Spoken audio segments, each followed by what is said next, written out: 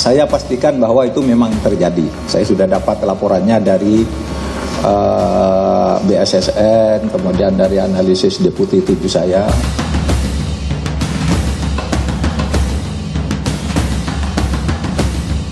Pertama adalah soal penjatuhan pidananya harusnya maksimal. Kalau kita merujuk rata-rata vonis koruptor itu kan hanya 3 tahun, rata-rata 3 tahun sampai 5 tahun.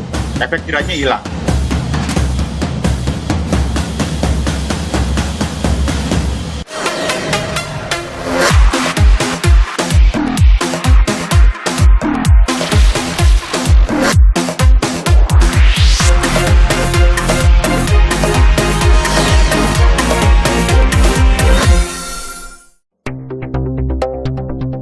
Akun media sosial peretas atau hacker Bjorka sempat hilang, baik di Twitter maupun Telegram. Namun, Bjorka telah muncul kembali dengan akun baru bernama @bjorkanisms. Dalam cuitannya, ia menyebut pemerintah Indonesia telah mematikan akun Twitter dan Telegram miliknya.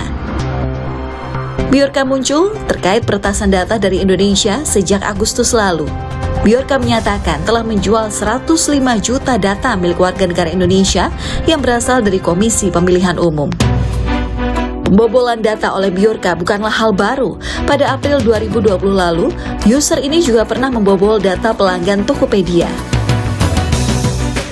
Masih di tahun yang sama, ia juga pernah membobol 270.904.989 data pengguna media sosial literatur Wattpad.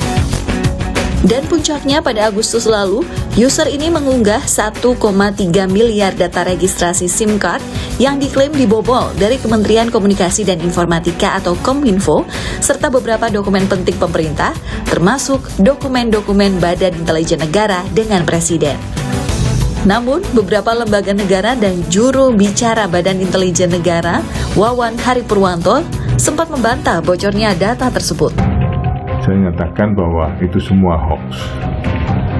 Dokumen Badan Intelijen Negara tetap aman, terkendali, dan semua dokumen itu dalam bentuk terenkripsi secara berlapis. Apalagi kalau itu surat kepada Presiden, itu dilakukan dengan kripto atau sandi, dan kripto itu berubah setiap saat.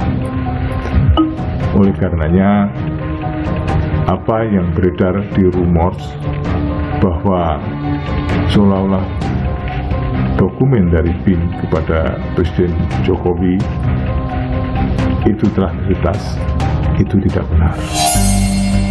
Menkominfo Johnny G. Plate juga buka suara soal ejekan hacker Bjorka yang mengomentari pembobolan data tersebut.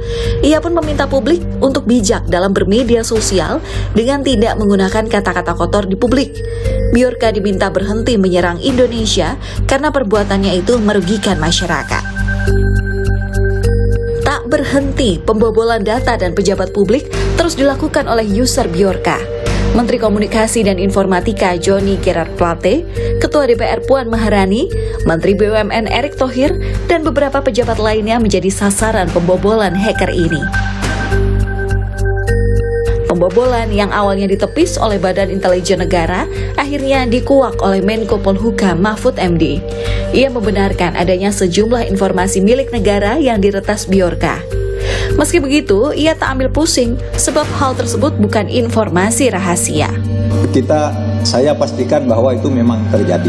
Saya sudah dapat laporannya dari BSSN, kemudian dari analisis deputi 7 saya, terjadi di sini, di sini, di sini. Tetapi itu bisa juga sebenarnya bukan data yang sebetulnya rahasia, yang bisa diambil dari mana-mana, cuma kebetulan sama gitu.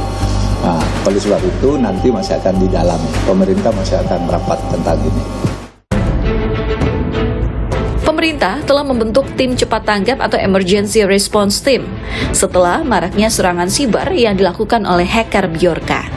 Tim ini berisi Badan Siber Sandi Negara atau BSSN, Kementerian Komunikasi dan Informatika, Polri, serta Badan Intelijen Negara atau BIN.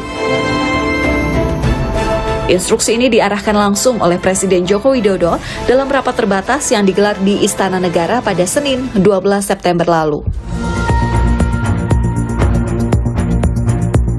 Beberapa hari setelah pembentukan tim cepat tanggap, polisi mengklaim telah menangkap Bjorka, hacker atau peretas yang kini meresahkan pemerintah. Namun setelah informasi penangkapan beredar, Bjorka muncul dan menyatakan polisi salah tangkap. Anak ini sekarang telah ditangkap dan diinterogasi oleh pemerintah Indonesia. Untuk Dark Tracer, memberikan informasi yang salah kepada sekumpulan idiot adalah dosa. Polisi menangkap Muhammad Agung Hidayatullah, pemuda asal Kabupaten Madiun, Jawa Timur pada Rabu petang. Inisial MAH. Ya. Adapun peran tersangka merupakan bagian dari kelompok Bjorka yang berperan sebagai penyedia channel Telegram dengan nama channel Bjorkanism. Motif tersangka membantu Bjorka agar dapat menjadi terkenal dan mendapatkan uang. Aksi yang dilakukan peretas ini tidak dapat dibenarkan. Walaupun ia menyatakan tujuan melakukan pembobolan ini hanya untuk mengkritik pemerintah, namun dari tindakan yang dilakukan Bjorka membuka mata kita akan kelemahan sistem perlindungan data yang kita miliki sekarang. Di tengah dukungan warganet mengenai aksinya, pengamat media sosial Ismail Fahmi memiliki pandangan lain mengenai aksi pembobolan yang dilakukan oleh Bjorka.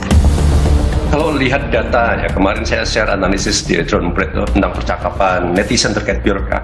Saya melihat masyarakat tidak sadar tentang ini.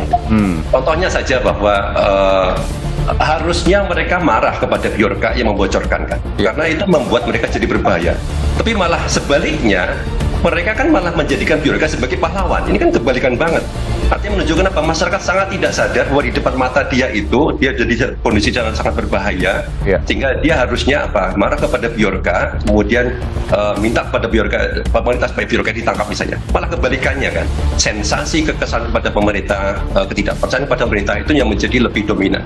Maka di sini betul sekali yang seperti Mas Robi bilang tadi bahwa ini harus ditunjukkan, harus apa yang penting, bahaya-bahaya yang terjadi itu harus clear. Walaupun beberapa lembaga negara menyatakan data yang dibobol merupakan data umum dan tidak merugikan negara, data pribadi masyarakat yang dimiliki negara adalah sesuatu yang seharusnya bersifat rahasia. Pemerintah diharapkan bisa mengelola data yang bocor tersebut kembali dan dapat dikelola dengan benar oleh instansi-instansi terkait.